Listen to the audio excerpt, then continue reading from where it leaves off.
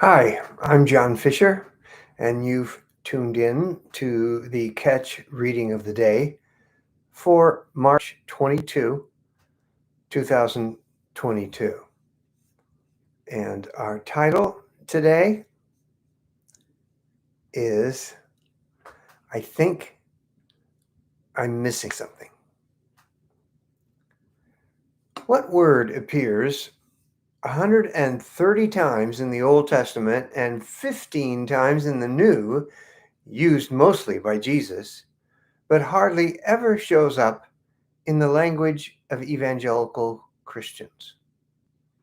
What word has such political overtones that it galvanizes the polarization of believers when it should be a simple quality of the heart for all believers that flows from the heart of God? What word was high on the list of the secular culture of the 60s, but hardly ever mentioned among most of the Jesus freaks? What word shows up consistently in Black inner city churches, but not proportionally in white suburban ones? Give up? It's justice. Justice.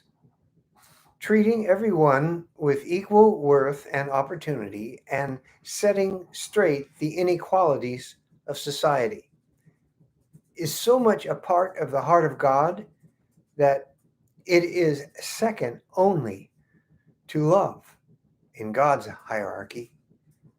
God sees to it that his economy equalizes the social order. He raises up the lowly and brings down the proud. He blesses the poor and warns the rich.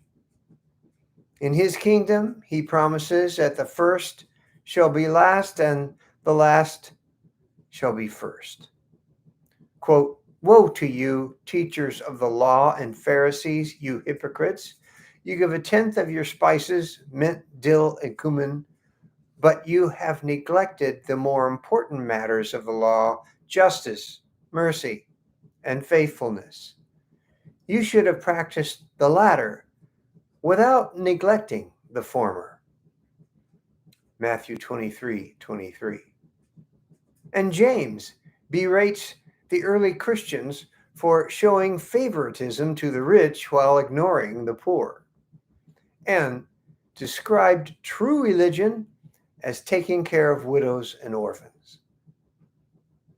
Why is it that churches that emphasize the scriptures and the gospel are often weak on justice, and those who are strong on social justice are often weak on the scriptures and the gospel?